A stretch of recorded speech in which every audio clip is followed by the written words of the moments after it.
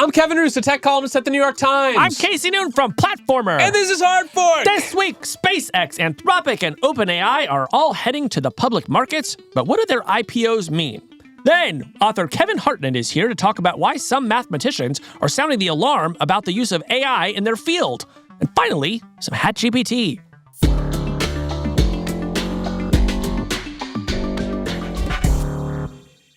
Well, Casey, the big news this week is that the AI I.P.O. race is heating up. It's hot I.P.O. summer. It really does seem like it is going to be a hot I.P.O. summer. Kevin, I am told that we are on track to see what might be the 3 biggest I.P.O.s of all time. Yes. So SpaceX is getting ready to go public as soon as maybe next week. And then just this week, Anthropic filed a confidential S1 with the SEC, noting that it intends to go public. That is sort of the first step in the process. And there are reports that OpenAI is going to file their S1 soon as well. This is obviously long awaited. People have been wondering when these giant private companies were going to go public, and now it seems like they're all racing to do it as quickly as they can and potentially beat each other to market. Yeah, and the consequences are really important, and we're going to get into them. But before we do that, truly there has never been a better or more important time to do our disclosures. Yes. I work for the New York Times, which is suing OpenAI, Microsoft, and Perplexity. And my fiance works at Anthropic. Okay, so those are our extra special AI disclosures this week. Now, Casey, let's talk about these IPOs. Let's do it. Maybe we should start with SpaceX. What is going on with the SpaceX IPO? What are we expecting, and what does it mean? Yeah, so, as you noted, Kevin, SpaceX is just the furthest along right now. They seem like they're getting very close to the finish line, and they just have some staggeringly ambitious plans. They plan to sell their shares at $135 a piece, which would raise $75 billion. That would make it the largest IPO of all time. It would also value the company at between $1.75 and $2 trillion, which would sort of instantly make it among the very biggest companies in the world. Yeah, those are crazy numbers. Yeah. Like that, those are just numbers that we have not seen before in the history of capitalism. And we should also just remind people that when we say SpaceX, we are talking about sort of the combined Frankenstein. Yeah, remind us what is actually in SpaceX. So they make rockets. Mm-hmm. They make Starlink. Mm-hmm.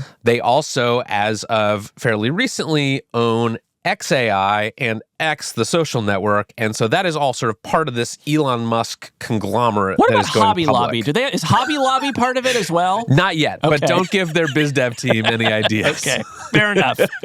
We're going to do Hobby Lobby in space. So this giant conglomerate is being sort of positioned in the market as a way for people to invest in AI. Obviously, they do have an AI company inside of SpaceX, but I would say investors are also, more excited about the space part of it, which is the most developed, and they make stuff that people actually use. Yeah, look, there are 2 great businesses in here, right? One is a reusable rocket business that delivers satellite into space.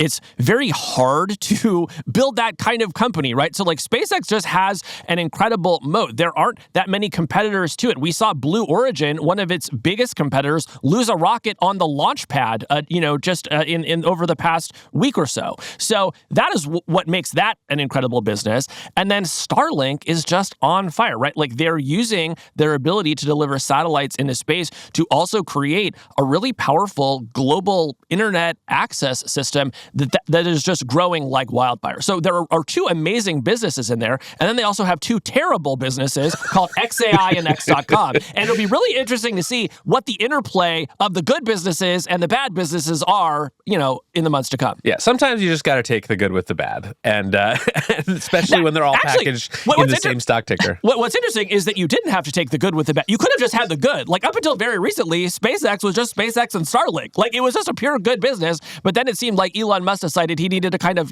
hide his losses somewhere, and so they inherited the 2 worst companies he owns. Well, and what's interesting about that is that one of those companies, XAI, appears to be pivoting. So they are now renting out compute that they originally built for themselves to Anthropic. Yes. Another one of these companies that's going to IPO this year. So they are positioning themselves as something like a space company with a kind of AI neo cloud business attached to it and a social network that is going to become the everything app.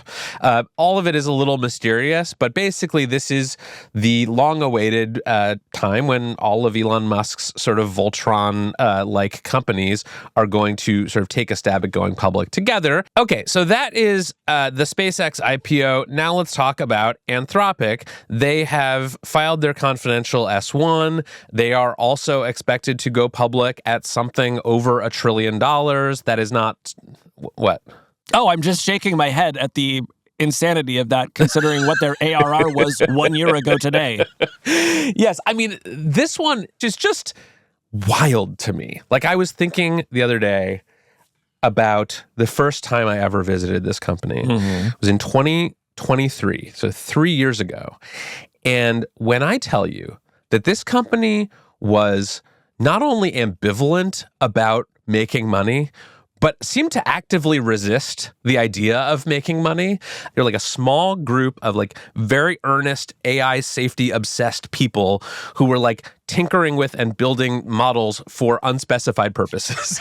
I remember your story about it, and it was just kind of about how glum and strange the office was, which you might expect for a bunch of very, safety-focused people who hadn't even decided whether they really wanted to start making a product yet. But boy, howdy, did they make a product and decide that they actually liked making money and wanted to make a lot of it. And now they are going to be one of the largest IPOs of all time, just 3 years after I was hanging out with them in their little like Jackson Square walk-up office. No, and like, like in January of 2025, this company has, an annualized revenue run rate of about $1 billion. And, recently they've said it's 50, who knows what it's going to be by the time they IPO. But yeah, I mean, that just is unprecedented growth in Silicon Valley. Yep. OpenAI, we don't know anything about their upcoming IPO except that they have said that they plan to do it. They may file as soon as this week their paperwork with the SEC to start that process. People also expect this to be a big, gigantic IPO.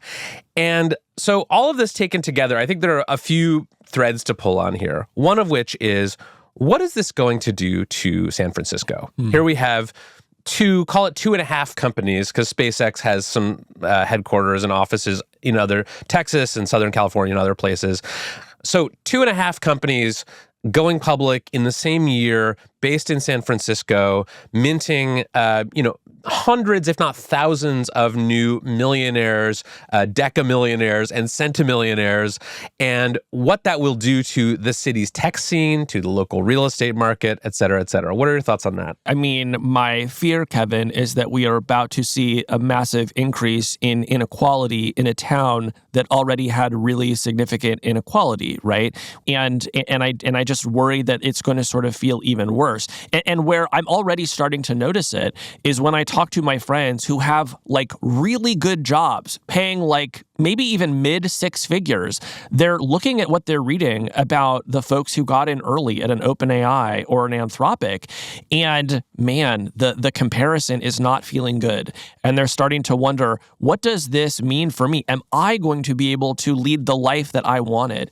And it's just had me thinking a lot about how when I got to San Francisco in 2010, there was a sense of abundance here. There was a sense of anyone can do a startup and anyone can sort of have the life that they want. And it was true for many, many tens of thousands of people.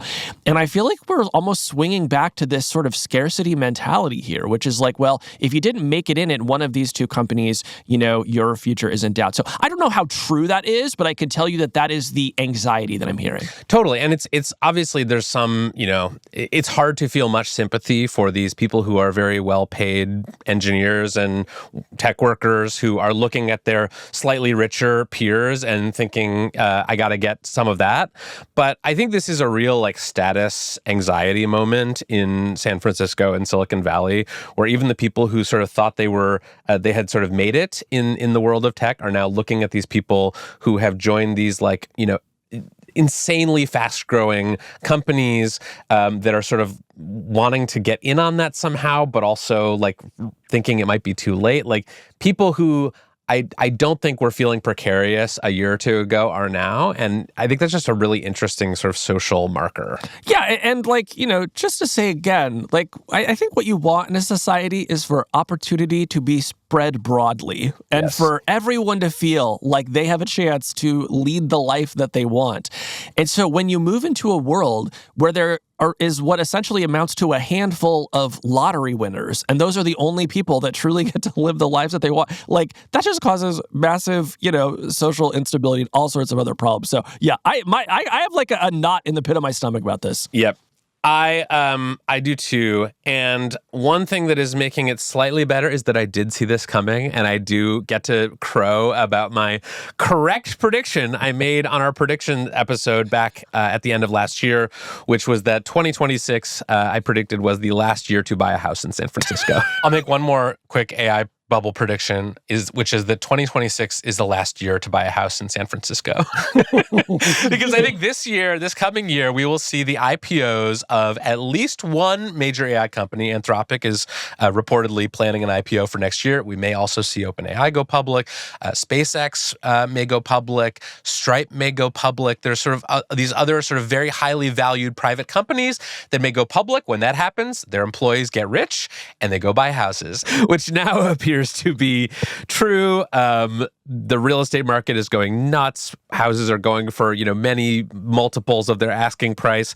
There was a story this week. Did you see this one about the San Francisco homes that are on sale asking for Anthropic or OpenAI stock instead of cash? I mean, look, I think those people are smart. There's a very real chance that stock will appreciate in value even faster than your house. So I say shoot or shoot. Yes.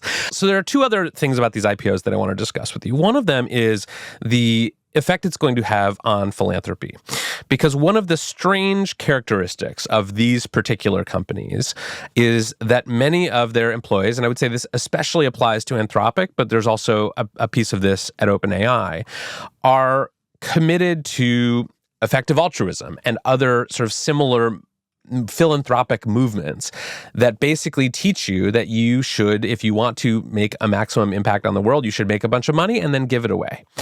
And so nonprofits, philanthropies, donor advisory networks in and around San Francisco are now starting to ask, what if we just have this insurgence of new philanthropic capital coming from these IPOs.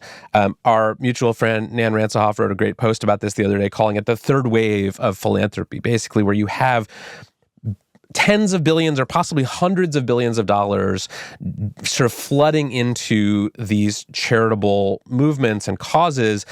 How does that affect what gets funded? Are there going to be new institutions that need to be built to sort of absorb all of this philanthropic capital? I think this is something that people outside San Francisco don't quite understand, is how much money is going to be flowing into these philanthropies over the next couple of years. Yeah, I also really love Nan's post and had a chance to talk with her about it in person recently, and it was just so fascinating to hear about the sheer volume of philanthropic capital that we're expecting to emerge as a result of these IPOs, and how little infrastructure there is to absorb it. Something that I think some people might not know about Anthropic is that from their start, they have told people as they come on board, if you pledge a percentage of your equity to philanthropy, we will actually match it. And so this is just a program that is, dramatically amplifying the amount of philanthropic capital that is about to become available. So, it was not just matching. Yeah. So there are two things that Anthropic did that sort of speak to their, historical ties to effective altruism and that sort of world of philanthropy. One is that all of the co-founders pledged to give at least 80% of their wealth to charity. So right there, off the top, we are talking about hundreds of billions of dollars potentially that are being earmarked for charity just by the 8 co-founders of Anthropic. Then you have this stock matching program, which, as you alluded to, not only offer to match employees who pledged a certain percentage of their stock to charity, share for share, but match them 3-to-1 in the case of some early employees. And that just is creating, when you actually lay out the numbers as Nan did in her post, it is just staggering the amount of money. Like, we are going to see something bigger than the Gates Foundation every year, potentially, for the next few years. And like, it's going to go to some stuff that will seem to the outside world fairly weird, right? Oh, like what? The joke going around the sort of AI circles is this is going to be a great year for shrimp welfare, because shrimp welfare, for arcane and reasons that are probably not worth going into here, has become like a sort of half-joking pet cause of the effective altruists. But it's a great year to be a shrimp. It's probably also a great year to be working on global health and pandemic prevention, AI safety, all these other sort of cause areas that are very closely affiliated with effective altruism. Yeah, I mean, it makes me glad that we shredded the social safety net and did all that, like, sort of reductions in pandemic preparedness. So now the San Francisco billionaires can step in and rebuild it hand by hand. Exactly. Yeah. I want to bring up one other thing about these IPOs and ask for your opinion about it, which is that the thing that makes me nervous about these IPOs is not that, they could go sideways or people could lose money or these companies are very speculative. All of that is true. What worries me is the safety angle here, because I am of the belief that these AI systems are getting more powerful, that those increased capabilities also bring increased risks. And I just know that many of these AI companies, OpenAI and Anthropic specifically, were started by people who were worried about safety and specifically worried about the ability of a for-profit corporation to develop AI safely. Mm-hmm. At OpenAI, you've had this sort of governance struggle that resulted in, among other things, Sam Altman being fired and rehired. At Anthropic, they have sort of made themselves a public benefit corporation to try to kind of lessen the influence of sort of shareholder capital and fiduciary duty on their ability to make decisions related to safety. But I think all of that just gets much harder in a world where these are publicly traded companies that, big investors, index fund holders, that, retirees are invested in. It was already going to be hard to sort of slow down or maybe refuse to release something that was dangerous because of the, enormous sums of money that these companies have raised. But it's going to be a lot harder when the public markets are also pressuring these companies to race and go as fast as they can. Does it matter that both OpenAI and Anthropic are structured as public benefit corporations and are allowed to make social commitments that a sort of, traditional like SpaceX, for example, will not be beholden to? I'm of a couple minds on this. I think it's probably better that they are public benefit corporations than not, because public benefit corporation is sort of this, legal designation that allows you to take into account things like, are we being socially responsible? It doesn't, investors can't sue you as easily for sort of breaching your fiduciary duty if you do something that is counter to their interests as shareholders. But there are still corporations, and they still exist at the pleasure of shareholders. And there are certain concessions they can make to social issues and impact. But when it comes down to it, like when the rubber meets the road and one of these companies develops a model that is truly dangerous, they are going to now need to weigh not just what do we think the right thing to do is, or what do our what do our private investors think we should do, or what do our employees think we should do, but they're also going to have the public markets breathing down their neck. They're going to have activist investors and things like that. So I'm just nervous about the structure that is now going to grow up around these companies and just push them in the direction of acceleration. I think that's fair, and I may be coping, but when I think about the possibility of a lab developing a really dangerous model and saying, well, due to, shareholder pressure, we're just going to put it out there, you have to remember that, the shareholder pressure can work in the other way, too, because if you put out a model that can create a new bioweapon, you're probably going to get sued for securities fraud by a shareholder that said, I trusted you to only release safe models. So I do think that there are going to be some positive pressures here that hopefully, keep them from doing anything too silly. Yeah. How do you think this will impact the average person who's not an investor or a shareholder in these companies, who may just, want this stuff to be developed well and safely? I mean, I think on balance, you're right that because these are corporations, we do have to worry that capitalist pressures will lead them to cutting corners and doing things that are unsafe. So that is, I think, the right concern to have and to keep your eye on it. On the other hand, I could also see an argument that when your company goes public, you are introducing more democratic oversight and governance into it, right? These folks will now have to report their earnings. They will have to give us information about their financials. They will have to make certain disclosures as their products come out and as their company changes. Shareholders will be able to maybe vote on certain things. So I think these are all good things because right now we have almost no levers whatsoever that people can pull other than trying to prevent a data center from being built in their backyard. So maybe these give folks some new ones. Yeah, and I think there's been a lot of hand-wringing over these indexes and these exchanges that have changed their rules, like the NASDAQ 100 and the S&P have already or are considering loosening their rules around these so-called seasoning periods. Basically, it used to be if you were a brand new public company that had just IPO'd, you could not be included on these major stock indexes because they sort of wanted to see whether you were stable enough to become part of the basket of blue chips that people invest in when they buy an index fund. Now, partially because of these looming IPOs, those rules have been relaxed so that these companies are not going to have to wait 3 months or 6 months or a year anymore to be included on these exchanges. Some people have said, well, that sounds bad, and we're exposing retail investors to these volatile and risky stocks. I'm not that worried about it. I think investors want exposure to these companies. I know several people in San Francisco who have been sort of devising these crazy harebrained schemes to get pre-IPO stock in one of these companies. And I think that letting the public benefit from the upside of the AI boom, I think is going to do more help than harm, but I could be wrong if all of this goes up in a conflagration and people lose their shirts. I mean, yes, absolutely. Kevin and I are not financial advisors. I am actually a certified financial advisor. I am not a financial advisor. But I do think that if, you're a retail investor and you believe in this stuff, you should have the ability to make that bet because we live in a country where you can bet on Bitcoin in an exchange traded fund. You can go on a prediction market as a member of the military and bet on an operation that you're a part of.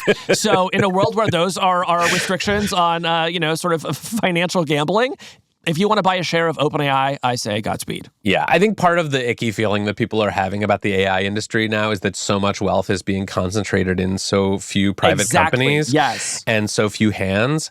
And so in a optimistic scenario where these IPOs go off without a hitch and these companies, keep growing at hyperscale, I think maybe having the benefits shared a little more broadly through things like index funds could be good for people's feelings oh, there's something for me in this. I'm going to go further and saying it's not just good. I'm going to say it is necessary. We cannot have a very small handful of companies that are growing this quickly, that are concentrating wealth and power that much into so few hands. It has to be shared more broadly than that. And while an IPO is a very small step in that direction, I do think it is a necessary one. Okay, well, that is enough about the IPOs for this week. We will continue to cover these IPOs and everything that comes out of them, including possible space data centers. I don't know. I'm excited to learn more about those. Yeah. I will say, when it comes to Starlink, I was not a believer. And then I went on my first Starlink-equipped airplane last week. And Casey, this is going to be the biggest company in the world.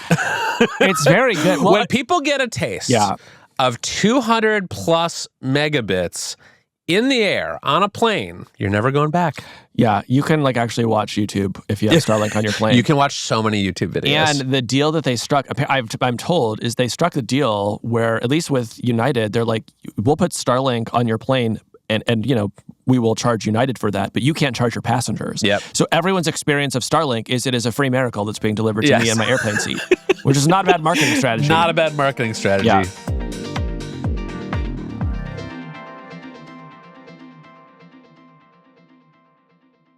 Well, Casey, get out your TI-83 graphing calculator because today we're going to talk about math. Can I play Snake on it, or do we actually have to talk? No, we have to talk because today we are going to talk about what is going on with AI and math. Now, this is a subject that we have talked about before on this show, but there's actually been a lot happening just over the past couple of weeks. So 2 weeks ago on May 20th, OpenAI announced that one of their models had reached this big mathematical milestone. Basically, it had disproved this long-standing geometry conjecture by identifying a new way of thinking about this famous math problem, one of these Erdos problems that basically no human mathematician had considered before. That was considered a very big deal in the world of mathematics. And at the same time, there's also this backlash brewing in mathematics to the use of AI. Just this week, a group of mathematicians have been passing around and signing something called the Leiden Declaration, which is basically an open letter about the use of AI in mathematics from people who are concerned that maybe they're sort of eroding the human foundations of this sort of academic mathematical discipline. Yeah, and when I asked a mathematician why, they said y equals mx plus b. Okay, very good. That, of course, is the classic slope-intercept formula for a straight line. Which model did you use to look that up? I'll tell you later. So we just thought it was a really good idea to check in on the state of AI and math and to help us make sense of what is going on right now. We have turned to one of the best guests I can imagine for this subject. Kevin Hartnett is a journalist. He has covered math and computer science for many publications, including most recently as a senior reporter for Quanta magazine. He's also the author of a book that comes out next week called The Proof in the Code, which is sort of about this formal math language called Lean and how it's transforming math and AI. Today, he works as the editorial lead at Cursor, the AI coding platform, and I just thought he would have a really good view of this situation. Also, we just like to bring on people named Kevin because they tend to be really smart. Okay, let's bring in Kevin Hartnett. Kevin Hartnett, welcome to Hard Fork. Thanks, Kevin. Great to be here. Well, Kevin, we've brought you here today to talk to you about AI and math. You just wrote a book called The Proof in the Code, which is, I'll just say it, the most interesting book I've ever read about math. It's a short list. I won't ask the follow-up question. It narrowly edged out one fish, two fish, red fish, blue fish. So when we last checked on the field of mathematics and AI, it was last summer, and three of the big AI labs, Google DeepMind, OpenAI, and Harmonic, had all reported that their math models had achieved a gold medal score at the International Math Olympiad. That was something that, people had been saying for years would be impossible or would take many, many decades for computers to be able to do, but their AI models did it last summer. What has been happening in the field of AI and math since then? Yeah, I mean, virtually everything. So like the IMO had been a benchmark for a long time. In my book, there's a whole chapter about the previous year's IMO, the 2024 IMO, where Google DeepMind got a silver medal score. And that was kind of considered a small watershed. And then, as you said, last year, three labs got this gold medal level score, which had really been the kind of the benchmark that had been set out. At that point, AI was still just doing essentially high school math, the hardest high school math in the world, but still just high school math. And I think for people who never went beyond high school math, it's hard to really appreciate how far that is from the frontier of research math, like forever far. That's like barely even wading into the field. It's like 0% of the way to the frontier. So it was a proof of concept maybe, but it certainly didn't mean much in terms of can these models actually do research. That's very hard for me to hear as someone who was not that good at high school math. I have to say, I'm feeling a little defensive, but I get what I believe you. It's just making me defensive. Why were the labs so focused on the IMO and on math in general? Was it because that was just like a very hard challenge that they liked, or was it because they thought that being able to do math at a high level would enable their models to do other important things? Well, it's definitely both. I think the challenge, this IMO Grand Challenge, which was the name that a researcher at Microsoft Research gave to it, was really about can we just create models that can do amazing math research? It was just really kind of research for research's sake.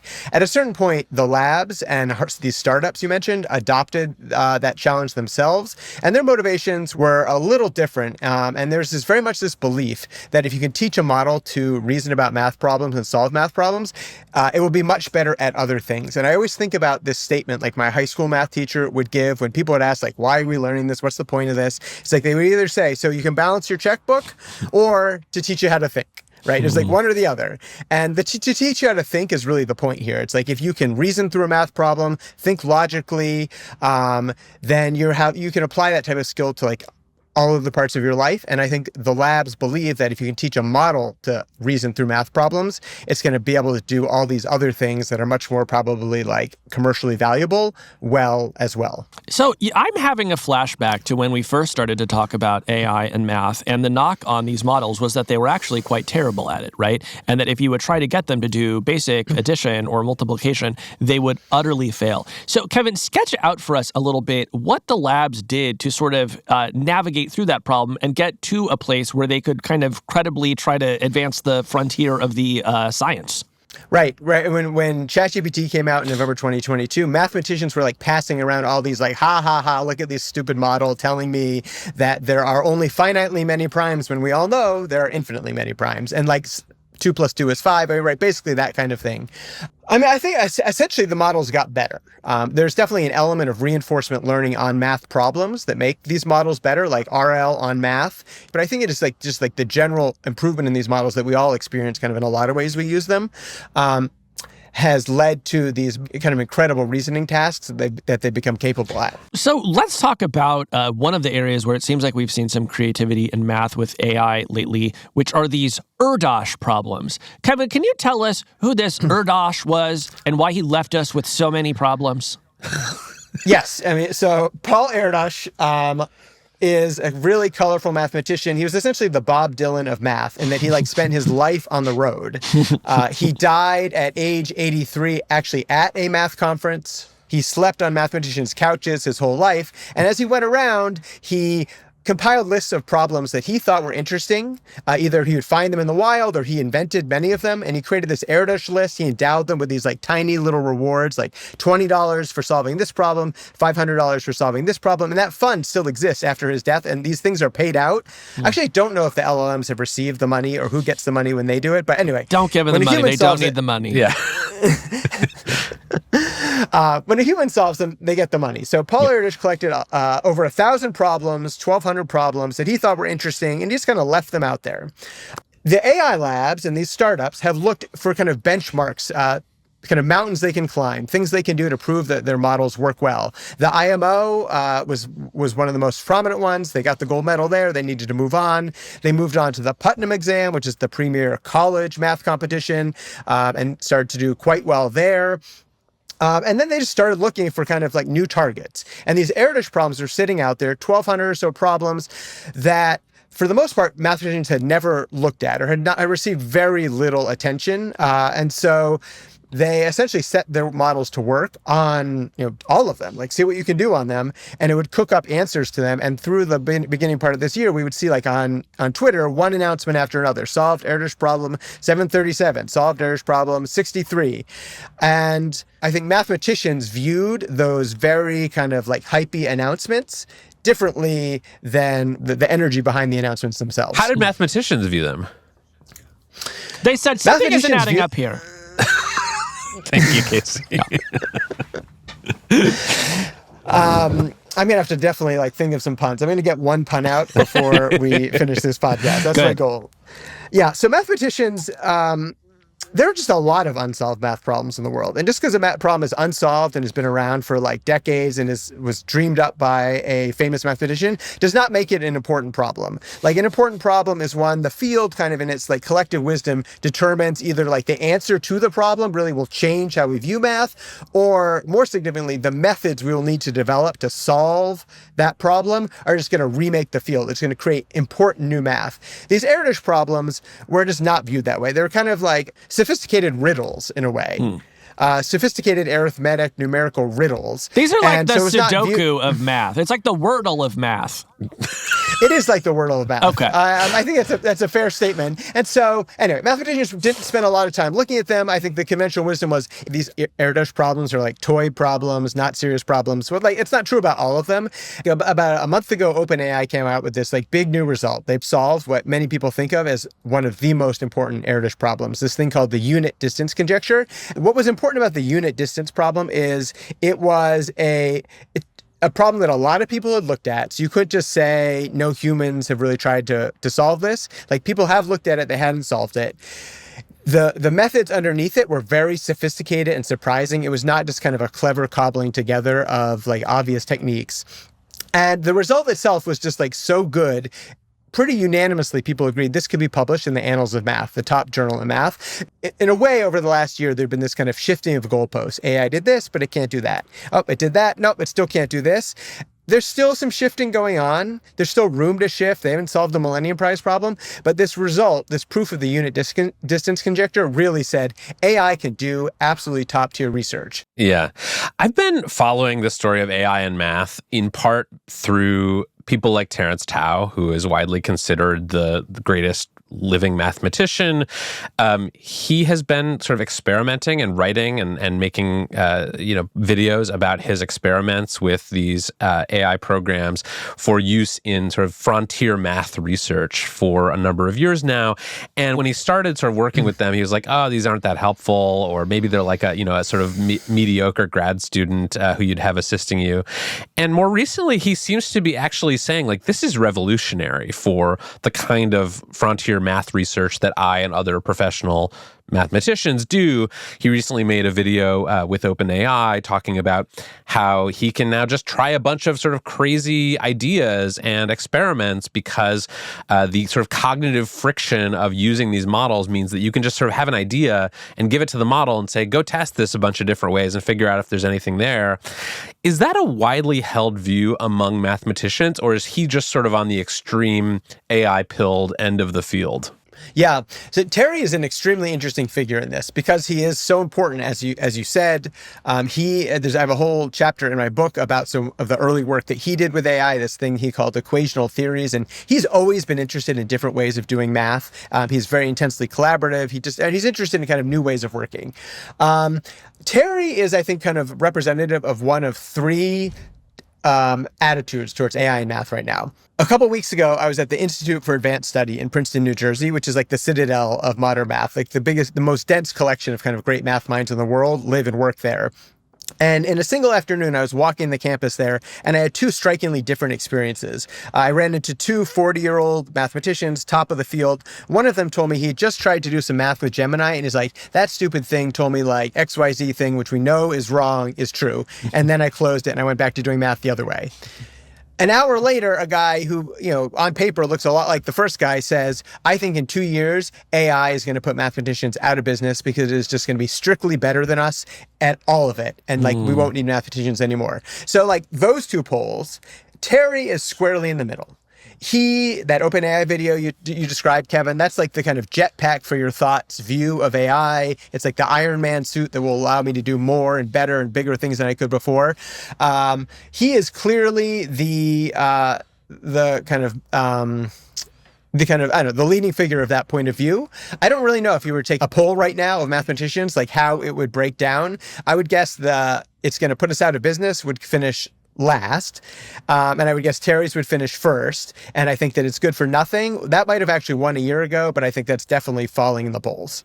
Let's talk about some potential paths to a world where maybe more people are agreeing with the person who thinks that AI threatens the job of a mathematician. Kevin, do you want to talk a little bit about this letter that these mathematicians put together? I do. This was fascinating. And this is actually the reason we wanted to have you on today was to talk about this response, this declaration, the Leiden Declaration on artificial intelligence and mathematics. And this is a basically declaration signed by something like 800 mathematicians so far that I would characterize as like a very worried document. They are upset about the use of AI in their field, what they consider the irresponsible or reckless use.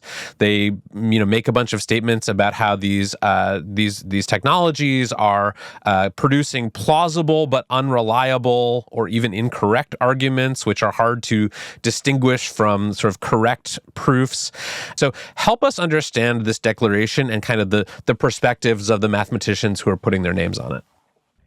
Yeah, I think you are right that it reflects a kind of deep concern and worry for the future of the field. Mathematicians, I would think, are deeply worried in the way of a population or a community that largely was able to like run itself and like self-regulate for centuries. And now there's this like massive exogenous force that is like shaking it, and they want to be able to kind of like defend the field. They want to kind of set up some kind of guardrails and also say like, this is our field. You don't get to tell us kind of what's important, how it runs. And that this document you talked about, Kevin, is, I think, an effort to try and start making that kind of statement. Well, I think they've realized that there's strength in numbers. Oh, my God. So here's what I want to know. The hits keep coming. Here's what I want to know. Like, what exactly is so threatening to them about, other people using ChatGPT to do math proofs? Well, let me actually step back one second. I think there are kind of two things the Leiden document's trying to do. One is the same thing that like all fields are trying to do, which is like, what are the new rules for the road in the age of AI? Like basically saying, if you use AI when writing a proof, you need to tell us about it. Saying like the Math Archive, which is where proofs are posted online before they're published, recently issued a statement that if we see unedited use of AI in your PDF that you upload, like we see like the metadata from the AI prompt, like you copy and pasted it in there and you didn't even know it was there and you didn't review it, we're banning you from the platform for a year. So there's some effort to like set some new rules for the road. That's one. And then two, I think they worry that the types of math and incentives to do math, the types of math problems that LLMs are good at are different than the kinds they care about, but like their own priorities are just going to be like steamrolled by the rapid pace of progress in the particular kinds of problems that AI is good at the moment, all the attention and kind of money that flows to them. I think they're worried the field will kind of get squeezed off and they'll have no say in that direction. They're trying to have a say. I'm sure this is a naive perspective, but isn't this just what people in every discipline feel when there's like a new technology that does the thing that they used to do better than they do? Like, wouldn't the Abacus Guild have been writing declarations, about the dangerous new calculators? They wouldn't have bothered. They were very violent. They turned straight to violence.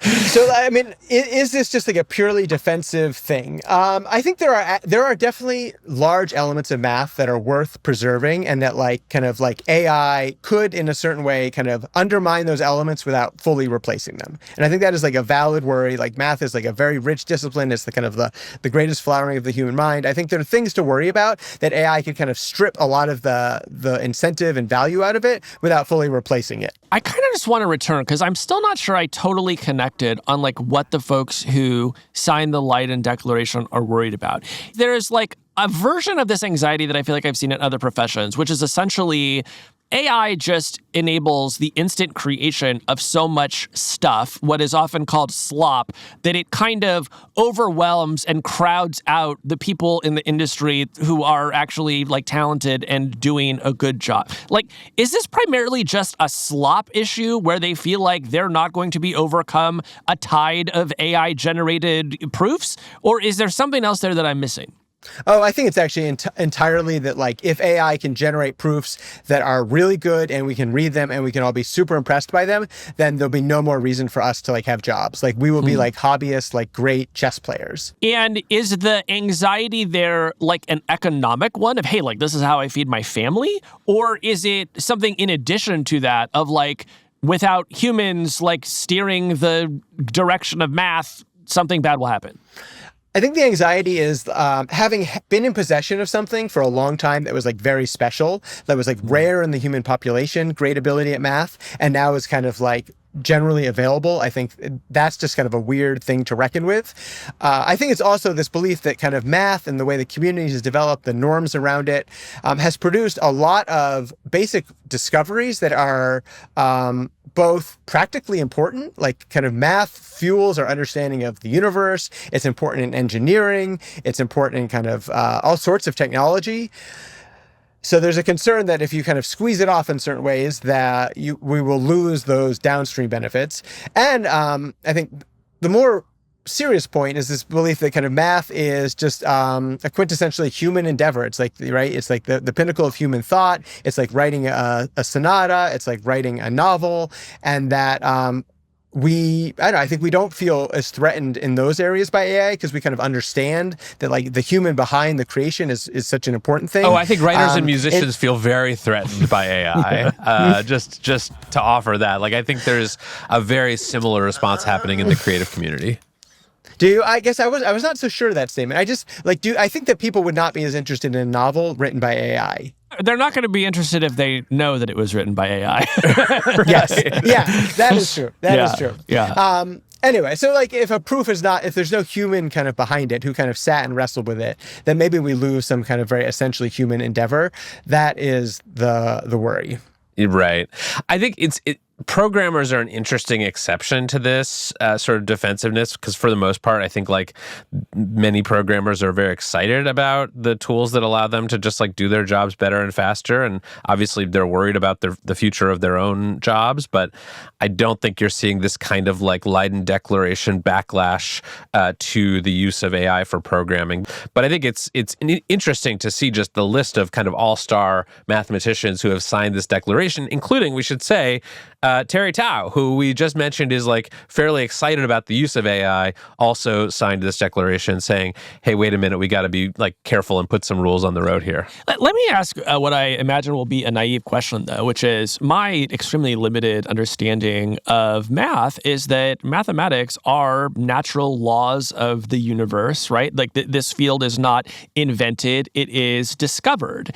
And my sense is that maybe potentially it is a field that could even someday be solved completely because we will just simply understand the structure of math and all of those laws of the universe. So I could imagine a group of mathematicians saying, hey, this is really exciting because this is going to accelerate us to sort of like getting to the teleological end of our entire discipline. But I'm not hearing that today. So what am I missing? Yeah, this idea, is math invented or discovered, right? It's kind of a never-ending debate. 10 years ago, a little more than 10 years ago, Terry Tao won a big prize and he was asked that question. And his answer, which I very much remember, was when you're doing math, it feels like you're creating something. But ultimately, he kind of viewed it, I think he said, as an act of discovery. I just don't think mathematicians have any concern that we're about to run out of math to be discovered. And AI would have to be like a lot better to discover it all. Like maybe we already know, effectively 0% of all the math there is to know. There's like a lot more out there. So I don't think that's a concern, although that is a fun thing to imagine. Yeah. I'm just kind of wondering, like, is the future of AI in math more likely to be sort of a bittersweet acceptance, or is there going to be this kind of principled resistance pushing back and saying like, no, this is still going to be the domain of humans? It's hard for me to believe. I mean, I can only speculate. No one knows the answer to this. I ask mathematicians like frequently, where do you think this is going? What is the future for you all? No one knows. It is just hard for me to believe that something that has been like so important and central to human activity for so long is just going to completely disappear and be replaced by pushing a button. I think we will be surprised by the way it turns out.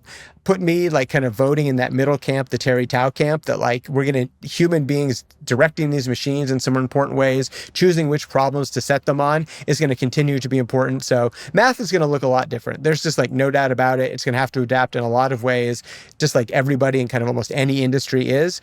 But I think there will be something quite impressive and different that comes out at the end. Well, Kevin, thank you for helping us balance the equation. Yeah, you've been integral to this show.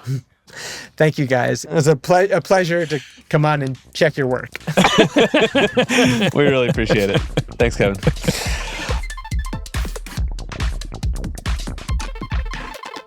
All right, Casey, before we go, we did have some other tech news that we wanted to discuss this week in our segment, HatGPT.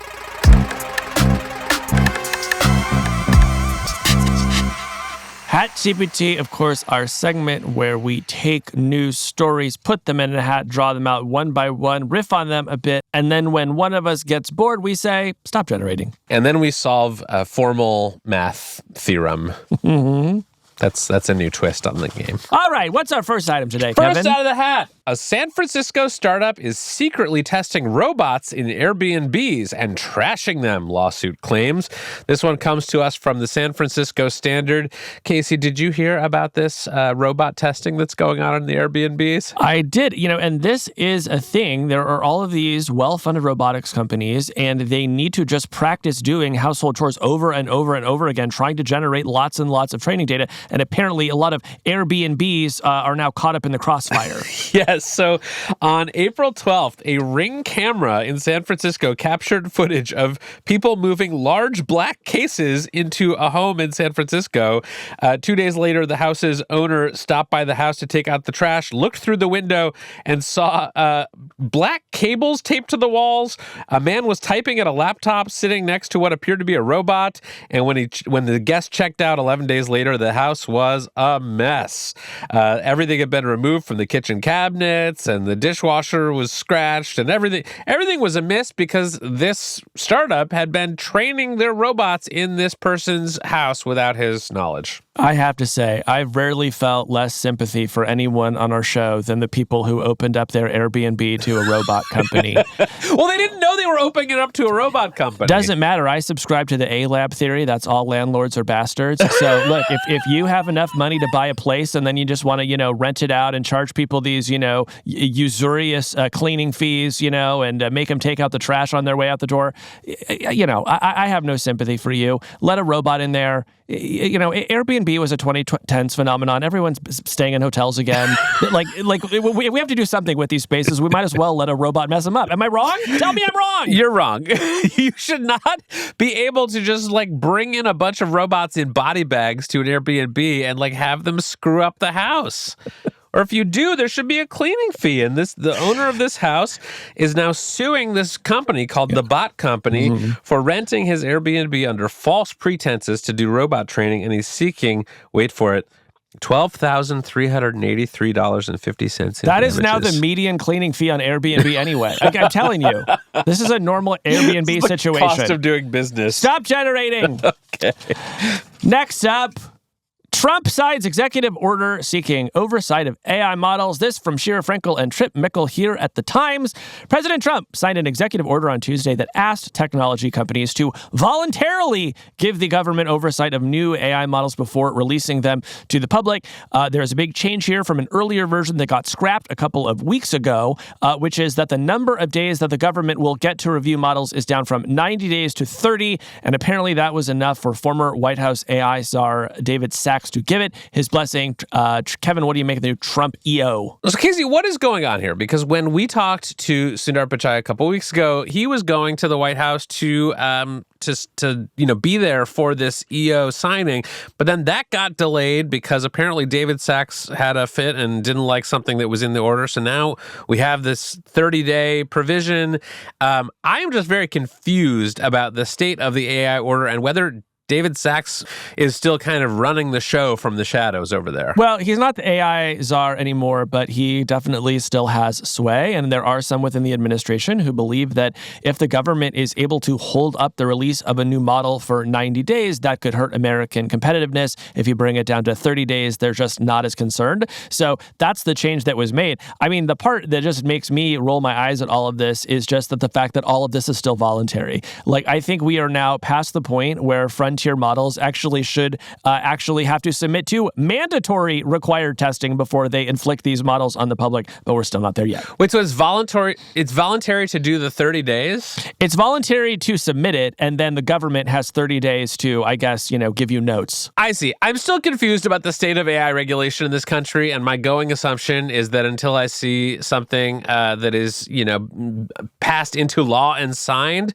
we are just sort of operating in the vibes universe. Yeah. If the state of AI regulation is, hey, what do you guys want to do? What sounds good to you? What would work for you? Stop generating. All right. What's next? Okay, we've got U.S. is said to be investigating George Santos. Haven't heard that name in years. Over Kalshi betting. This one comes to us from our colleagues at the New York Times. Federal authorities are investigating whether former U.S. Representative George Santos engaged in insider trading by betting on a prediction market about whether he would show up at President Trump's State of the Union address in late February. And Kalshi has referred this matter to the Justice Department and the CFTC for further investigation. So say a bit more, because am I right that there were maybe some indications that he was going to go to the State of the Union, but then it appears that he may have become aware of that and then gone and placed a bet that he would not go and then did not go? Yeah, so the pattern of facts as we understand them is that just before the State of the Union, George Santos goes on social media and says that he's going to attend, but he missed the speech, and around the time of the event, Kalshi detected that he had bet against his own attendance. So we salute a legend. This diva truly will go down in history. George Santos, I salute you. Now, look, there's a very narrow category of crimes, Kevin, for which I think you should not get in trouble, and this is absolutely one of them. If you are out there on social media engaging in trickery to get people to lose money in a prediction market, that I actually think should not be a crime. Or at the very least, I think you should get one for free. Yeah. Yeah. Yes, very funny. It's always the ones you most expect. And this is going to be just a hilarious genre of like silly crime stories over the next few years. It's just increasingly famous people just getting caught with their pants down betting on prediction markets about events that they themselves control. Yeah, I will say, as an aging millennial, it is very appealing to me, the idea that I could profit from saying I was going to go to a party and then not go. That we've all had that dream. We've been doing that for free for years. Truly. What's wrong with us? Okay, stop generating. All right, this next one comes to us from 404 Media. Hackers simply asked Meta AI to give them access to high-profile Instagram accounts, and it worked. Hackers say they used a Meta AI support chatbot to break into a host of high-profile Instagram profiles by asking the support bot to change the email address associated with the target account. The claims coincide with a series of high-profile Instagram account takeovers, including the Barack Obama White House account, the Chief Master Sergeant of Space Forces account, and Sephora's account.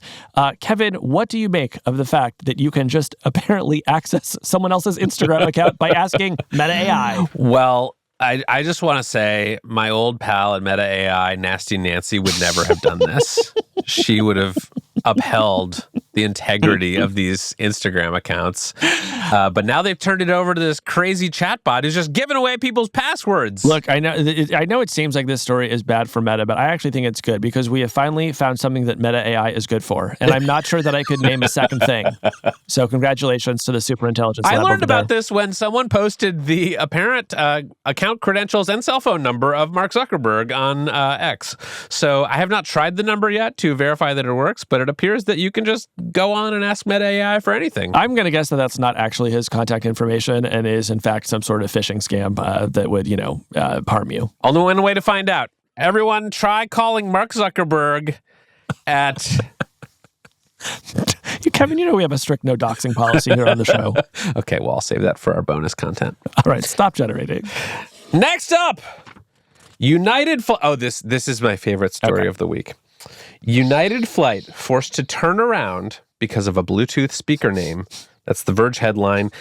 A United Airlines flight from Newark to Mallorca, Spain, last Saturday night had to turn around about 2 hours after takeoff and do an emergency landing due to security concerns over a Bluetooth signal. The crew on the flight asked for passengers to turn off their Bluetooth devices multiple times, and everyone complied except for one speaker that belonged to a 16-year-old boy and was named Bomb. It's pretty funny because it's like there's maybe only one word in the English language that you could name your Bluetooth speaker that would force an emergency landing, and you picked it, brother. Congrats. It's so true. I was following the story on Reddit where there were like weirdly a number of passengers on this flight were like active on Reddit. And so during this, they were like, the pilots and are coming on and telling us that we all have to turn off our Bluetooth devices immediately. What's going on? And you kind of follow it in real time. And finally they figure out, there's this Bluetooth speaker. And when you connect it, it shows up on the little list of Bluetooth devices as bomb, which is a very bad name for a Bluetooth speaker. Don't do that. It's a very bad name for a Bluetooth speaker unless you plan on playing some bomb-ass tunes, It's all about context. Also, I have news for people who are, running airport security. Most bombs that would blow up planes, you cannot actually connect to them via Bluetooth. And are not named bomb in the Bluetooth list. These are not discoverable devices that are advertising themselves as what they are. It reminds me of do you remember when people used to give their home Wi-Fi networks names CIA surveillance van yes, or something? yes. It's like the real CIA surveillance van is not named that. Yeah. Look, I think we have a very important message to deliver to airline security, and that is you guys got to have a sense of humor. You know what I mean? You guys need to relax, live a little. Okay? Take a chill pill. It was a damn Bluetooth speaker. Do you know how irritated I would be if I was 2 hours into my flight into Mallorca and now we got to turn around? Yeah. I'm trying to get to that beach. All right, last one out of the hat. You didn't say stop generating. Stop generating. Okay, last one out of the hat. Oh, Casey, this one's in your wheelhouse. Survivor boss Jeff Probst says Kalshi and Polymarket are, quote, incentivizing people to lie, cheat, and steal. This one comes to us from Variety. Apparently there was some drama on Survivor recently when one of the episodes was spoiled due to widely circulated reports about the odds on these prediction markets, Kalshi and Polymarket.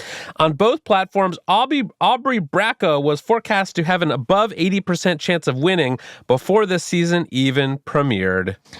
Yeah, so this is a story that brings together two of my favorite things, which are Survivor and hating on prediction markets. We've talked on the show about the fact that one of the main things that prediction markets do is incentivize you to betray your friends, family, coworkers, and possibly your country.